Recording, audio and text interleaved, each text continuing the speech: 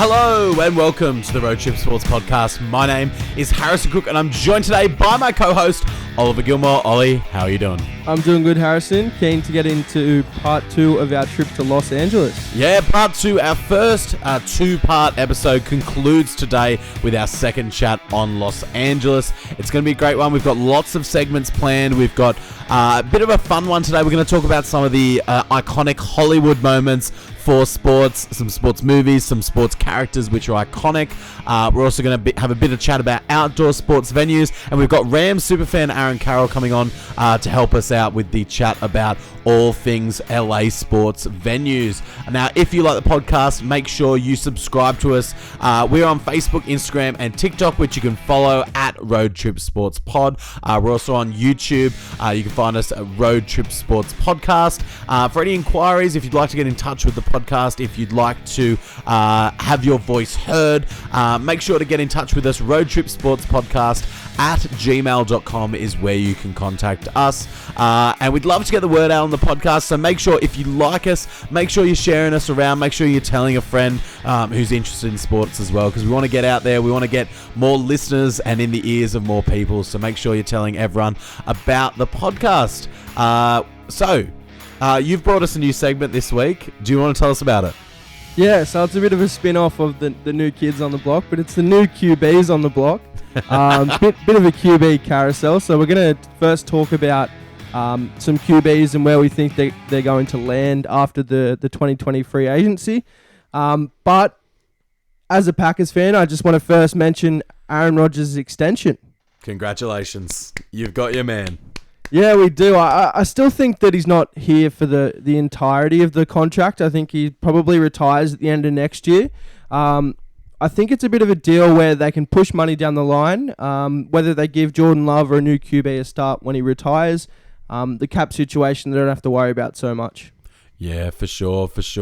Well, there's been lots of other quarterbacks on the move, so we probably better touch on those straight away. Carson Wentz has been traded to the Commanders. Interesting trade. Don't get it. Yeah, there's not a lot to say about this one, really. It's a bit of a nothing trade, but the Commanders now no longer the insert name here, but yeah, they got a new name. I don't actually mind it. I would have preferred them being the Red Hogs, or I like the Hogs names. They were pretty cool. I really like the Red Wolves, and just something to tie in that red part of their history and getting the hail to the Red Hogs, Red Wolves would have been a nice touch to have. But Commanders, it's not bad. It's not the best, but it's not bad. To be honest, I think they even nearly stumbled on football team. I actually didn't mind. It wore on me a little bit, to be honest. It was different. It was a way to make them stand out amongst the rest. But I think the American culture, with every other team having a nickname, it was a bit jarring. Yeah, and we saw a Russell Wilson trade this week. Russell Wilson to the Denver Broncos. Interesting move. And the Seahawks, they got Drew Lock. What a trade. I think, to be honest, I don't know how this one will pan out. I think it's obviously dependent on the draft picks, but I don't know. I mean, we'll wait and see. I certainly don't hate it from the Seahawks perspective, but if I'm a Seahawks fan, I'm still so salty to get rid of Russell Wilson. You're constantly wondering, well, what's your plan? And I think that's the big question coming out of Seattle is, if you're getting rid of Russell Wilson, what is your plan? It's got to be a rebuild. It has of some form anyway. Well, with Bobby Wagner leaving as well, I think definitely a rebuild. And one person I want to shout out you got to feel for is Noah Fant. He finds out he gets traded to the Seahawks. Yeah, okay. And you're like, yes, get to play with Russell Wilson. And then you realize Russell Wilson's on the other side of the track, and you've got to play with Drew Lock again. Yeah, I don't mind Noah Fant. I think he's a good little young player. Certainly not little as a tight end, but he's a good young player. But he's probably kicking and screaming that he's still playing with Drew Lock. For sure. And one more to touch on is Kirk Cousins re-signed with the Minnesota Vikings. He'll be there for at least one more year. It's looking like one more year to get beaten by Aaron Rodgers. Hey. Yeah, that makes sense. Keep him for one more year. Keep the tradition going. Rodgers beats him twice again, and then retires. Now, big news today. We recorded Monday Australian time, and a couple of hours ago, we just found out that the greatest of all time, Tom Brady, is unhanging up the cleats, is unretiring, and will play for the Tampa Bay Buccaneers in 2022, his 23rd season. What are your thoughts? I'm a little bit surprised, honestly. I thought it was, a bit of a joke when I first saw it. But, yeah, wow. It sort of didn't seem like he was going to ever retire. I saw a video with Cristiano Ronaldo where he asked him, are you going to retire? And he looked at him like, no, dude, like something's coming out, like it's about to happen. But he knew something was coming. Yeah, so sick and tired of Giselle and the family by the sounds of things. But no, I just think that he probably just thought he'd have a little bit more to give. Yeah, for sure. Now, the big question is though, because there's been a lot of speculation online, do you think he stays in Tampa Bay? I think if it wasn't for that tweet that he actually put out where he said, I'm going for another chip with, recharging up and the fact that I don't know, I sort of think now, I wonder how much consideration or how much they actually knew, because I find it a little bit too convenient that they franchise tagged Chris Godwin. I find it a little bit too convenient. So I think that there's a lot of speculation that he goes to the 49ers, and it would be really interesting for him to play there. But ultimately, I think he does stay with Tampa Bay and gives them one more good year. Moving on now, I'm just going to rapid fire with you a couple of names that have been bandied about in trade talks or in free agency. Kyler Murray. I think he stays with the Cards despite all those rumors and that harsh Instagram activity, but yeah. Yeah, scrubbing the team, unfollowing the team. He's since uploaded those posts back, but he still hasn't followed the team yet. I think there's trouble brewing in Arizona, but I think they see him this season. Whether he sticks around after that is another story. Deshaun Watson. I think he goes to the Saints. I think they can work around that salary cap. They got salary cap geniuses on that front office of the Saints. I think he's available, and if he is available and they're willing to choose some of that salary, I think the Texans will get rid of him, and I think the Saints are a good option. I think it's hard with the Saints, like you mentioned, because of that salary cap. I know they're very good front office there, but they have got a lot of dead money that they push back to try and give Drew Brees one last championship run, and I think they're paying for that now. So it's going to be very much a money issue. And if they can get Deshaun Watson, will they be able to build around him enough to give him a team to compete? I think that's a big question. Yeah, maybe it's time to embrace the rebuild for the Saints. But our next one here, Jameis Winston plays for the Saints. I'm going to go out and say that he plays for the Steelers next year. I think they draft another quarterback. Hopefully, I think it sort of depends on how it works for them. But I think he's a good backup plan. I think they get someone young like Kenny Pickett, who they've already said they're pretty interested in. Yeah, I think that's a good option. I'm actually going to say hot take that they flip that. I think the Steelers get Deshaun Watson, pair him with that awesome defense, and I think Jameis Winston stays at the Saints purely for salary cap. He's a bit of a cheaper option for them. Teddy Bridgewater. I think he goes to the Raiders. Raiders. Do you think he competes with Derek Carr? I don't really, but I think he's sort of that. He's a bit like Mariota last year. I think he probably is a bit more of a competitor, but I still think Carr's got those duties. Like a high-end backup. Yeah, for sure. Yeah, for sure. Marcus Mariota. Speaking about Mariota, where do you think he goes? I think he goes to your Dolphins. What do you think about that? I think it'd be a really interesting idea for the Dolphins. I think schematically he fits a lot more with what they're doing. I think that he would be a great backup for Tua. They could run similar systems like they couldn't with Jacoby Brissett during their 7-game skid at the start of last season. I think he would be a great option for them to turn to and potentially compete with Tua. Yeah, I could see that for sure. Maybe he is a bit like him, a bit like for like. He's sort of got that running game to him as well. Even just being the Hawaii boy. Yeah. Very similar upbringings. Mitch Trubisky. Yeah, we're talking about the Nickelodeon valuable player himself. Wow. It's a pretty deserving award. Former Pro Bowler Mitch Trubisky. Christ. Anyway, but I think we were talking about this before the pod, and I think we both mentioned that he was going to go to New York. I had the Jets, and you had the Giants. I sure did. I think that him backing up Daniel Jones just makes a bit of sense. For sure. Quick fire for the last few. Ryan Fitzpatrick. Goes to the Bills. Back to the Bills. I think he retires. Surprising late retirement. Jimmy G. Colts for me. I agree completely. I think he's the odd man out in San Francisco, whether they go with Lance or whether they go with Todd Tom Brady. And last but not least, someone who's been picking up some social media lately, Colin Kaepernick. Yeah, with all the demand from the Seahawks wide receivers, I think that's where he goes. I think he heads to the Seahawks, or I just think he doesn't get an opportunity like we've seen for the past few years. Yeah. Do you think that was the plan, trading Russell Wilson? Do you think they thought, well, we know Colin Kaepernick's out there, or will it be like a reactionary sort of thing? They see online the receivers go to bat for him.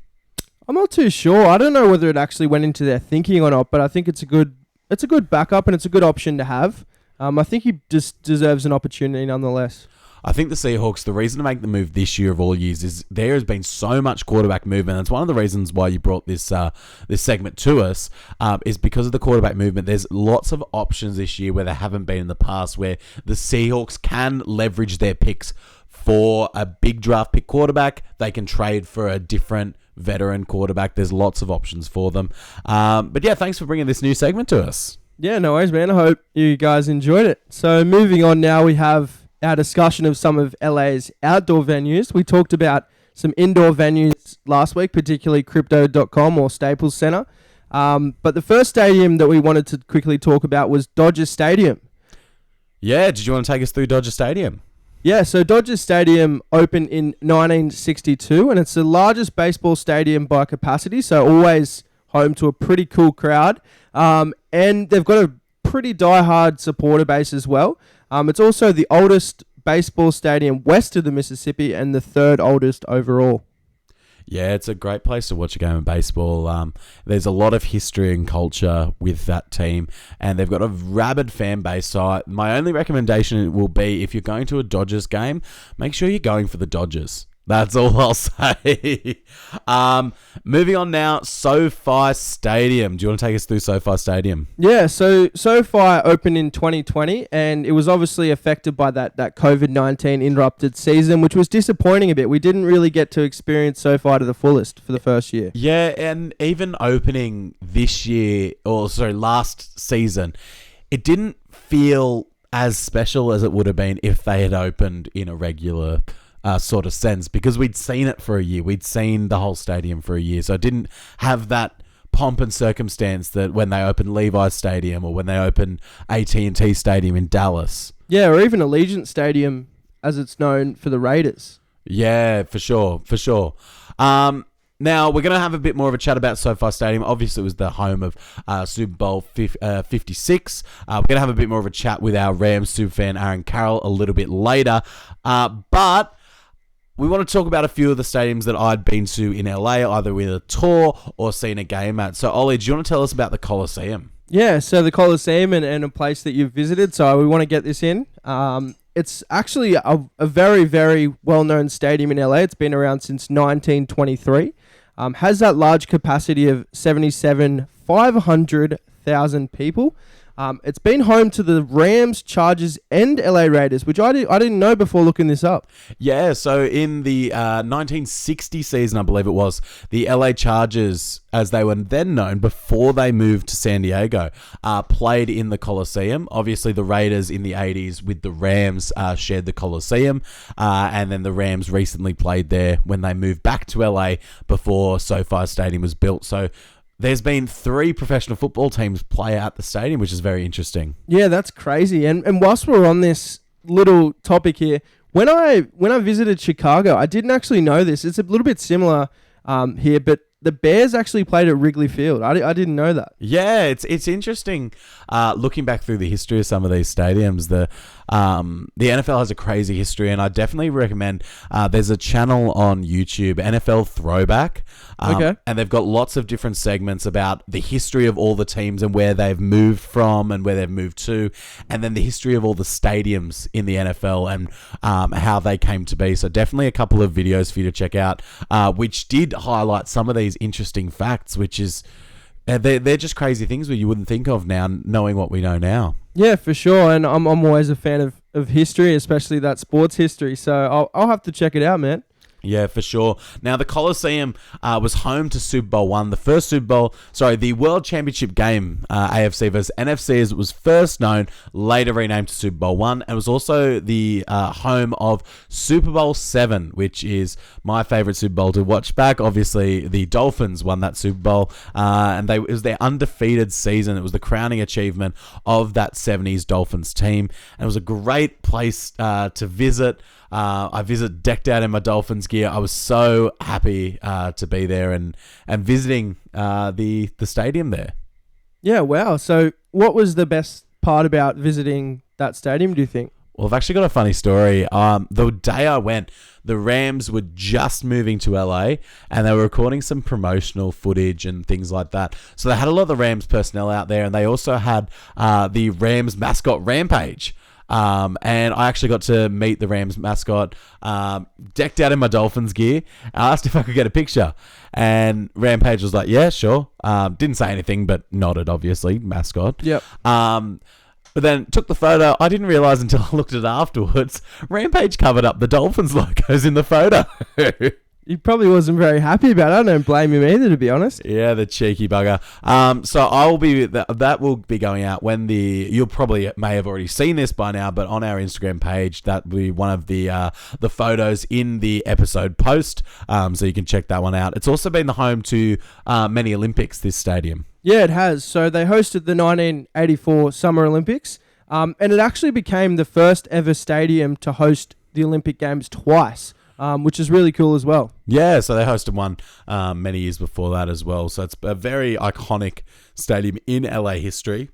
Another stadium which is iconic in the history of LA and California is Angel Stadium. Do you want to tell us about Angel Stadium? Yeah, so Angel Stadium opened in 1966 and was actually home to the Rams for 15 years, which was very interesting. It's got that notorious Big A and, that California spectacular rock pile. It's got those iconic parks, and it's for its age, and some would consider the secondary team to the Dodgers. It's got a pretty big history as well. Yeah, it was a great place to watch a game of baseball. I don't remember who they played when I went, but it was a fantastic game. The atmosphere was great. It was a little bit of a miserable day, but the atmosphere was still there. Everyone was keen to be there.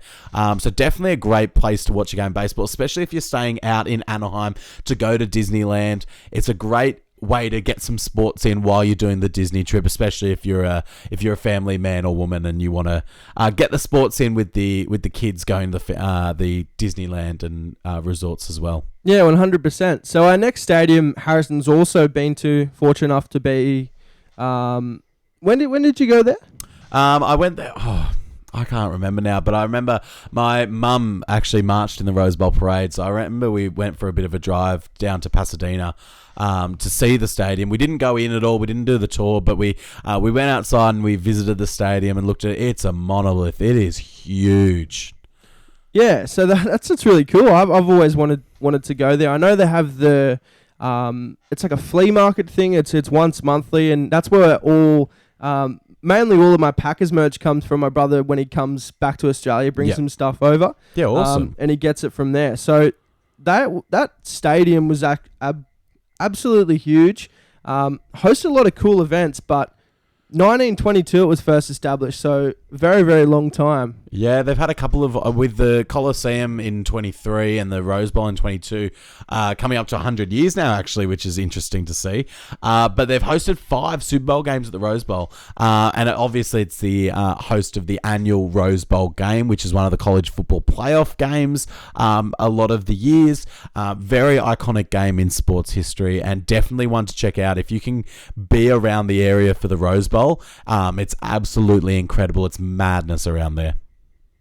Yeah, I'm a really big fan of college sports, and that Rose Bowl is a pretty big event every year. I'll have to go and check it out. I think that's probably a bucket list, is probably to visit the Rose Bowl for a game. For sure. Well, that ends our chat about the different venues in LA. So we're going to get into our chat now with Aaron Carroll, our Rams super fan, to talk all things Rams, all things LA football, and all things the brand new SoFi Stadium. So we'll get into that now. Hey, Aaron, thanks so much for coming on the podcast today. It's going to be great to chat Rams football with you. Yes, can't wait. Excited. Awesome. Well, you're the expert in all things LA Rams. So we're talking about LA as a sports city today. What are your overall thoughts on the Rams' move to LA 6 years in? Do you think they've established themselves yet, or how do you think they've gone?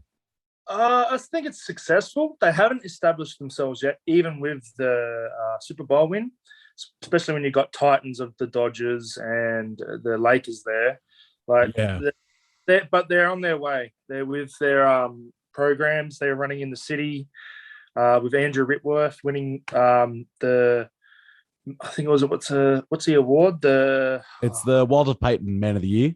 Yeah, Walter Payton Man of the Year. And I know he's been going to schools through there, all the junior schools, and actually helping them out. They're really focusing on a community out there, which I think is great.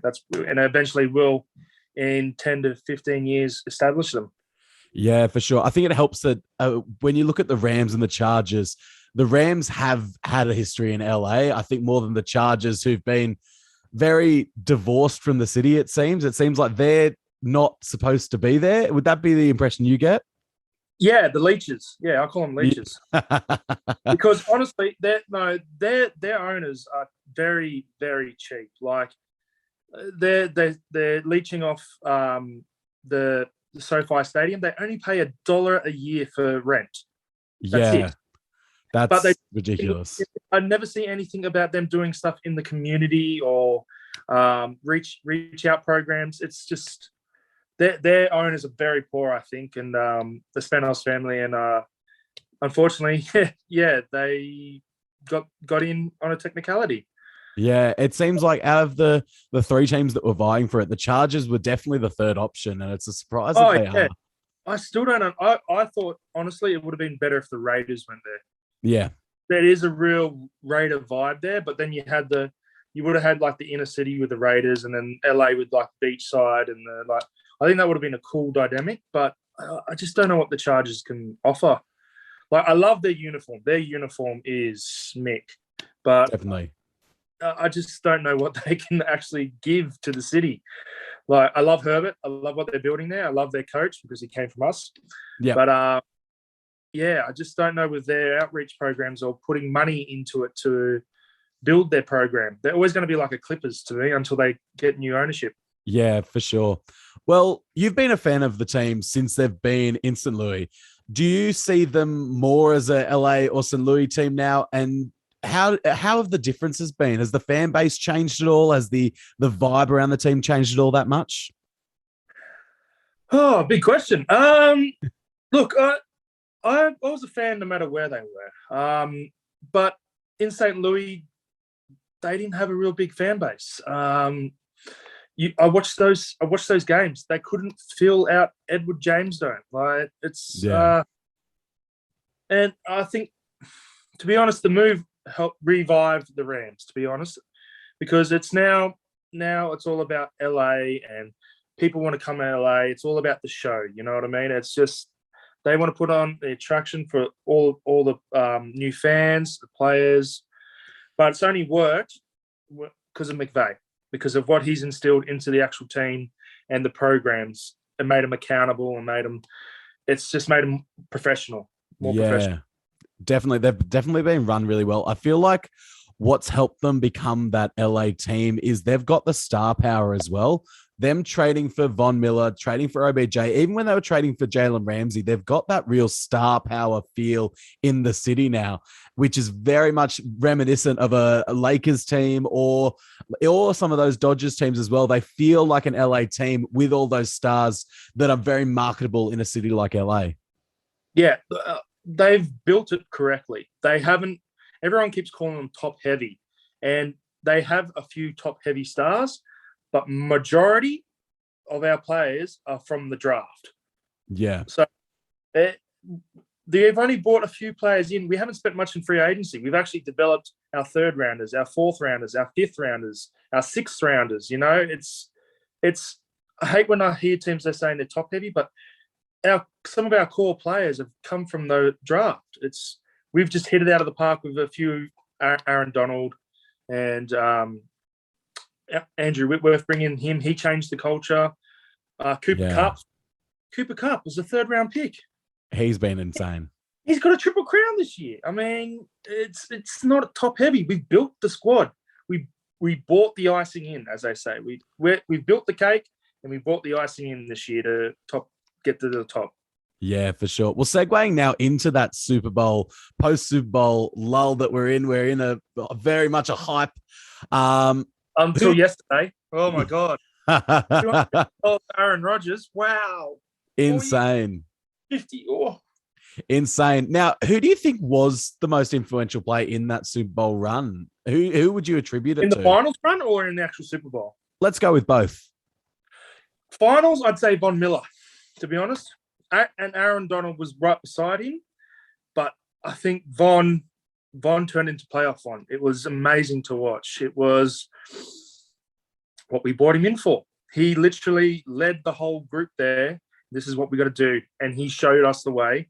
And everyone followed, especially Aaron Donald. Super Bowl, Aaron Donald. Yep. Literally stopped them the whole second half. I love Cooper Kupp, but I think the MVP should have went to Aaron Donald. I know he's very much your favorite player. Last 2 plays, stopped it. Stopped the run, and then he stopped the pass. He sure did. But before that, he was dominating. Like, didn't let Burrow run for the first down, pushed him out of bounds. They got in his face. He made him angry and made him went to another level too. It was definitely Aaron Donald's Super Bowl. For sure. Well, we might wrap up shortly, but lastly, I know you haven't been to LA yourself. What are you most excited to do when you travel to LA? Are there any Rams-specific things you want to hit? SoFi. Want to see SoFi. I heard that Oculus is amazing. The traffic, not so much. I heard it's really hard to get there, even in like an Uber or a cab. It wouldn't matter where they were in LA. The LA traffic, it gets everybody. Yeah, I've heard they with like other stadiums, they've got like dedicated Uber zones, and where you can. I've just heard from other ways that it's really hard to get to that stadium unless you're parking there underneath, or you've got some parking around close. But that's SoFi's the main thing. Dodger Stadium. I'm a Dodger fan as well. Which has been. You've always got to see. You got to go see the Lakers when you're there. Got to go Staples or Crypto.com Stadium now. But also like Disneyland, Galaxy's Edge, Avengers Campus. I'm a huge fan of it all. They've got it all basically, except for my 2 other teams. But love to see a game. Love to see that. So I think there's so many things to do in LA specifically, but especially in the sports realm. There's so many different sports. There's so many different vibes. Even when you travel further afield to your Anaheims and seeing the Ducks or the Angels play, there's so many different teams that call LA home. And I think it's a great sports town to visit for people, especially if you're not sure where to visit, you don't have a team yet.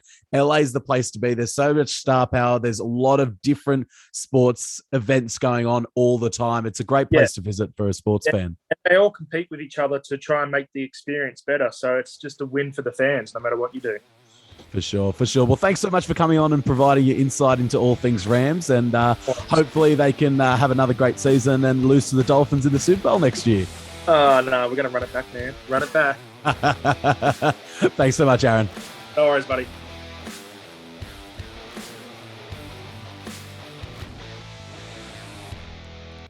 Thanks so much, Aaron, for coming on the podcast. It was great to get the perspective of someone who is a fan of the team and knows so much about the area and so much about the football landscape in LA to get on the podcast. So if anyone else has got any first-hand experiences, if you're a fan of an area, if you're a fan of a team, we'd love to hear from you. So make sure you can get in touch. All of the socials at roadtripsportspod, or you can get in touch with us via email, roadtripsportspodcast@gmail.com.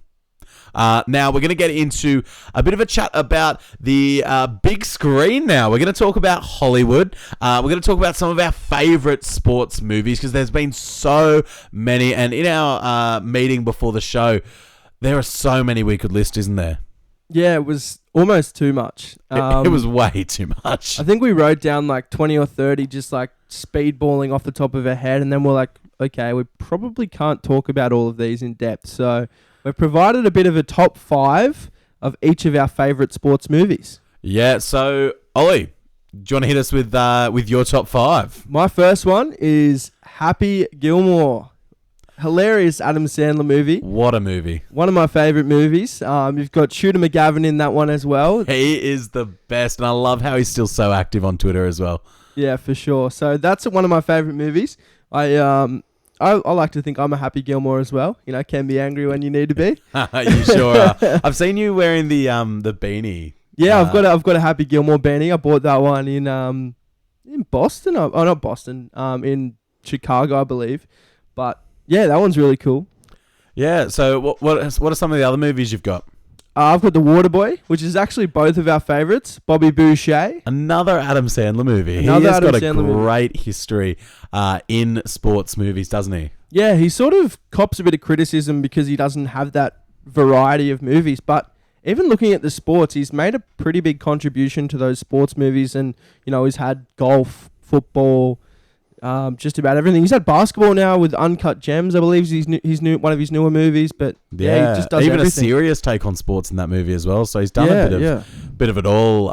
What are some of the other movies? I know the next one is one that I love as well. Yep, we'll have a bit of a chat about this one, and that is Moneyball. So Moneyball it took us into a bit of the front office, the franchise side of things, and you know, I think that'd be one of my dream jobs, being a GM, you know, making those trades. But the fun thing about this one, it's based on a true story, and it's based on the true story about how the Oakland A's, they struggled with salary cap, so they decided to cheat the system with analytics. Yeah, it was an incredible story about just the cutthroat nature and how they ruthlessly rebuilt that roster with a bunch of no-names and castaways. But I love the way the movie ends, and I know it's based on a true story, so obviously it follows the true story.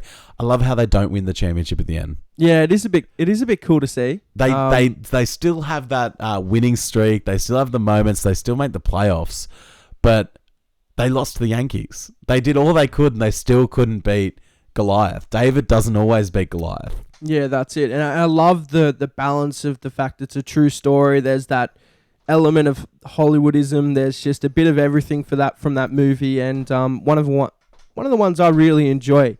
So another one of mine, bit on the lighter side, is Semi-Pro. That's a funny movie. Yeah, Jackie Moon and the Flint Tropics. That one's a really, really cool movie, and I think it's loved by a lot of basketball people as well. Yeah, I think I see recently that Will Ferrell dressed up in all the gear and met up with Klay Thompson, was it? He sure did. That was hilarious. Just him running around. He was doing the granny style free throws, you know, playing defense while they were doing shoot arounds. It was just hilarious. Will Ferrell is an absolute gem. And your last top 5 movie? Just quickly, White Men Can't Jump.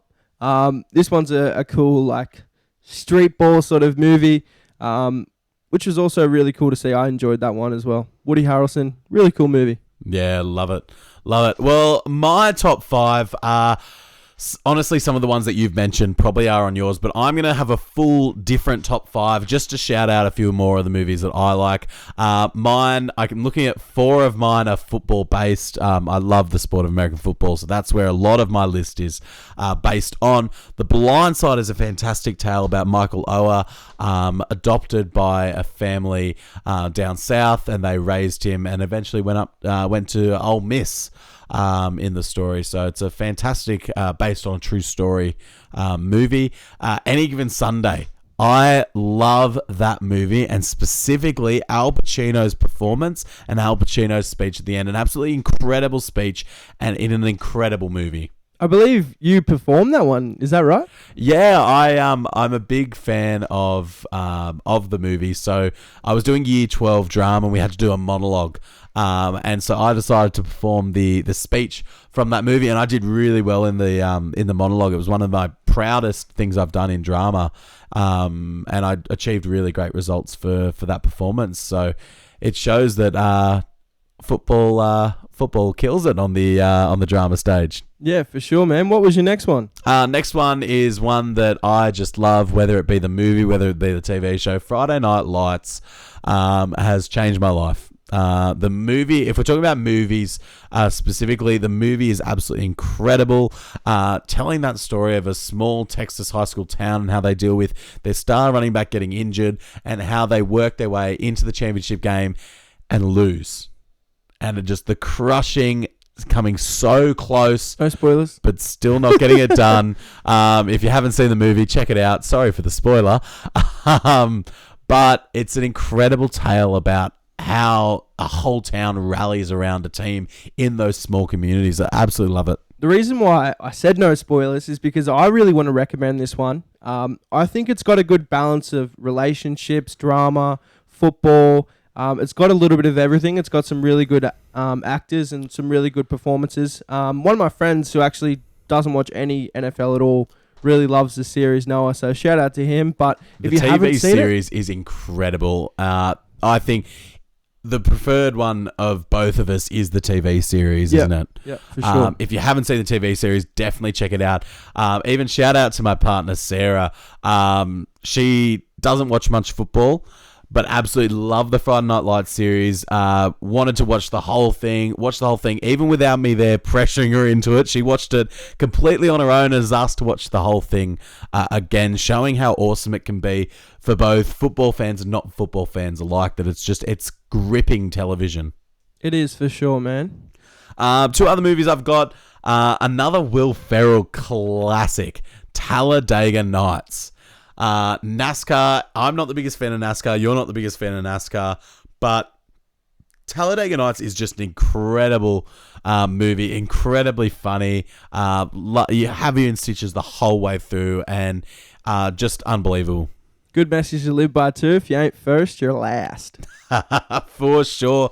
And the last movie I've got is Draft Day. Draft Day is an incredible tale, and I love watching those movies like Moneyball, where they're based on real teams, where they've got the licensed teams in there, so they feel part documentary, part fiction. I really love those sorts of sports movies. Yeah, for sure. That one was a really cool movie.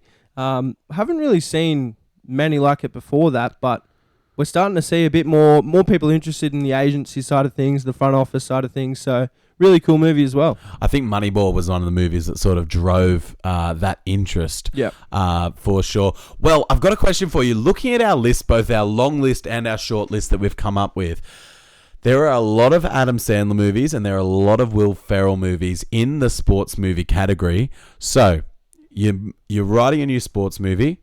You're casting the main character, Adam Sandler, Will Ferrell. Who do you pick? Ooh, that's a tough one. Right now, my immediate instinct says to pick Will Ferrell. But then again, if we're talking old school, I believe Adam Sandler has great older movies. But I actually think Uncut Gems was a bit of a sleeper for me. I thought a lot of people enjoyed it, and I enjoyed it as well. I don't know. I'm probably going to have to go with Sandler, but I could honestly be swayed either way. Yeah, I think I'm going to have to go with Will Ferrell. I think the range of different movies, I think for both is fantastic. But I love a sports comedy, and if I'm going to go a sports comedy, I think Will Ferrell has got the right sense of humor for me. I think it's a fantastic choice. Well, let's get into now. We've got the icon of Hollywood debate. So we've got a few. We're going to rapid fire through some of these characters that are iconic to Hollywood, iconic to sports cinema. Ricky Bobby, first of all, from Talladega Nights. Incredibly funny character, incredibly beloved. Next one, Happy Gilmour, I know is a big character for you. Yeah, he'd have to be my favourite here. Yeah. Happy Gilmour. I've got in there Tim Riggins. I think as a football, the biggest, most influential player in that series is probably Tim Riggins. He played the most seasons on the show, tied with Matt Saracen. But just being that impactful runner, I think as a player, he's probably the most iconic from the show. Unless you're thinking about, if you think about coach, it's definitely Coach Eric Taylor is the most iconic football personality in the show. And definitely my favourite. Bobby Boucher as well, the water boy, very iconic role. Hilarious. High quality H2O. And Willie Beeman from the Any Given Sunday movies. I remember the songs there was a Willie Beeman song in the movie. He was on all the covers. Definitely an iconic character in sports movie history. But they're not our winner. They aren't. The icon that we've decided on for Hollywood is the one, the only Rocky Balboa. Do you want to tell us about Rocky Balboa? Yeah, so Rocky Balboa, the Italian stallion. We've seen 6 movies, 6 Rockies. We've also seen some Creed movies which have been made. And he played a really good mentor role in both of those movies, didn't he? For sure. So for those of you that haven't seen Rocky before, he's sort of depicted as that working class or that poor Italian American from the slums of Philadelphia. He's sort of a club fighter, and he's an enforcer for a loan shark, I believe, at the start of the first movie. Yeah. But he sort of progresses through a boxing career, and it's sort of a little bit based on that boxing legend Rocky Marciano, and it's got a little bit of everything for everyone. So I think the fact that there's so many movies, the fact that they're all pretty iconic. I've seen 8 movies now, including the Creeds, and maybe more in the future. I think the fact that he's so ingrained in culture, I mean, if you had to think of the most iconic sports person in Philadelphia, a lot of people would say Rocky. And he's not even a real person. He's a fictional character. And a lot of people would still say that Rocky is the most iconic sports person in Philadelphia history. You've got the iconic moment on the steps, which I ran up those steps as well. The steps in Philadelphia. You've got all those iconic Philadelphia imagery. It's a really incredible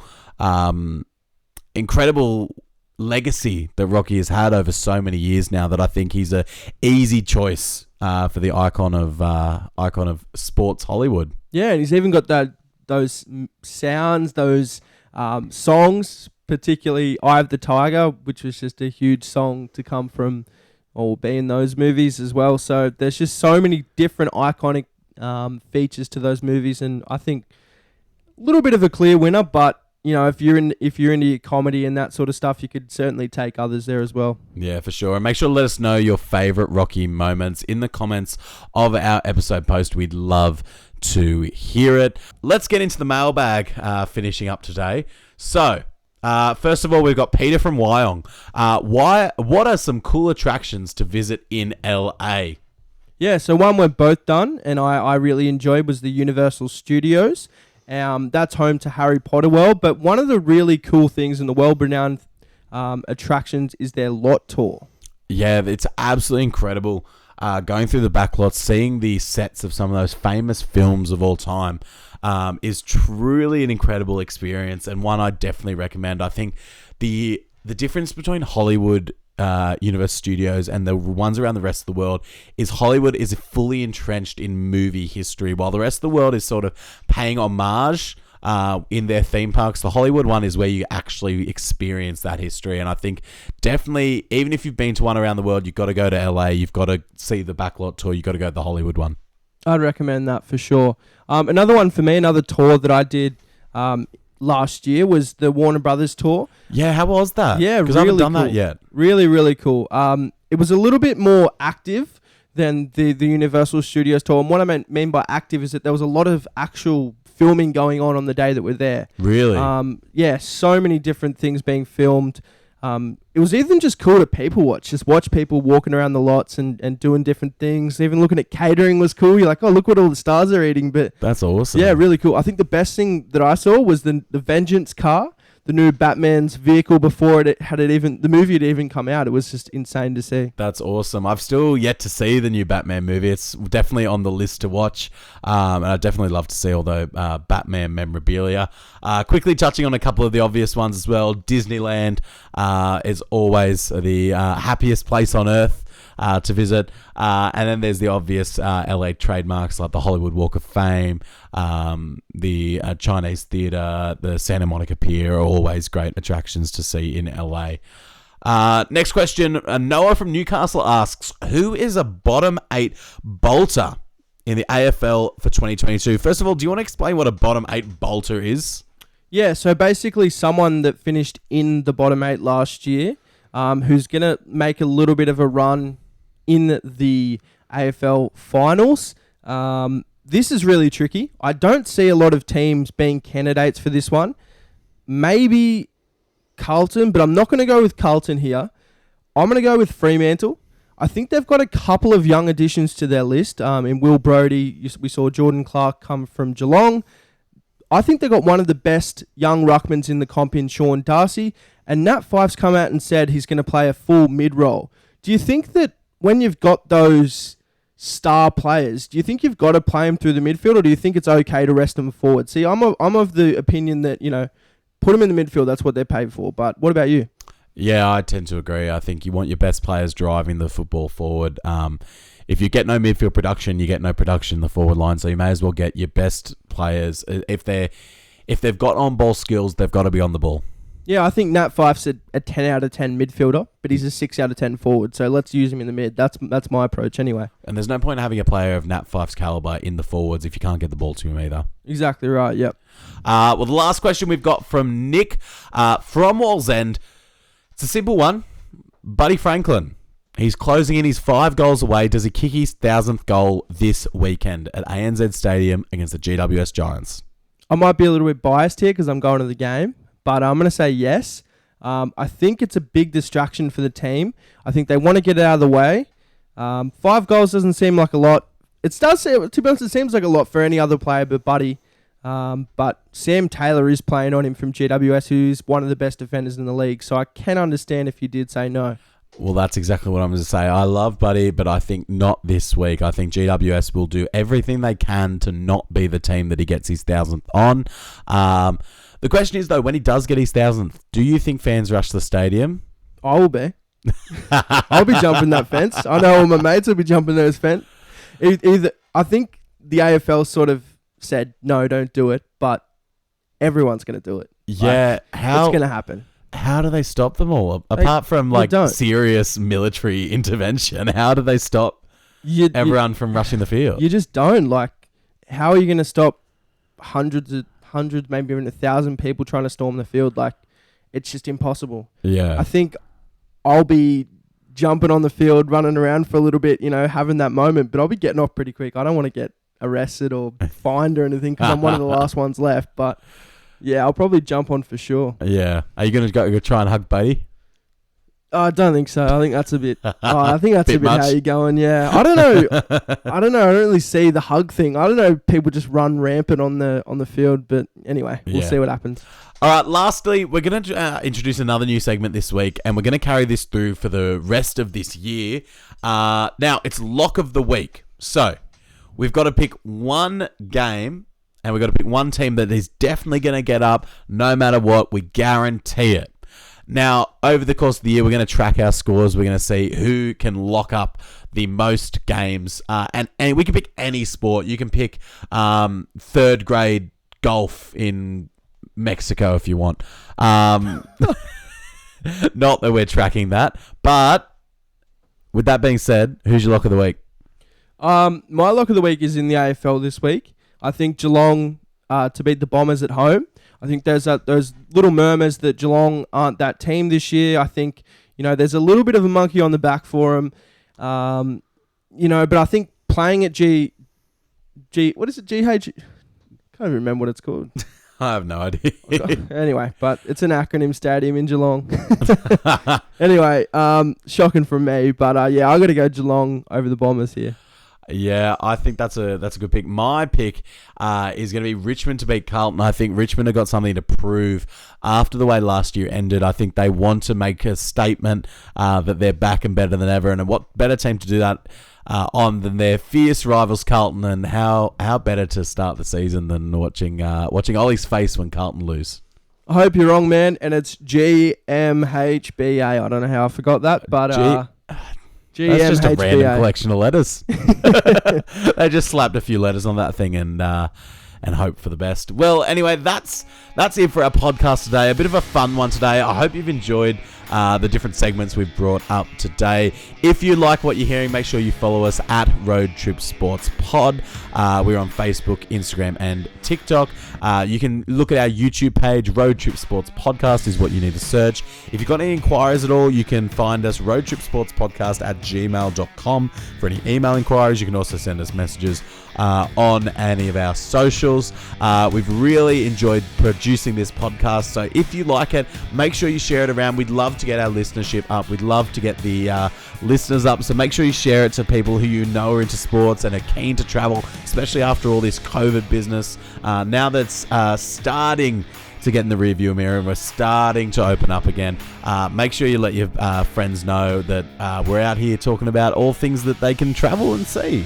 Yeah, for sure. And if there's any sponsors out there, we're open to be corporate sellouts. We are for sure. I'm joking, but it looks like Raid Shadow Legends will give out sponsorships to anyone. So if they're listening, let us know. We'll do pod stuff for money. But that's it for our podcast. Thank you so much for listening. Anything else from you all? Nothing from me. All right. Thank you so much for listening. We'll see you next time. See ya.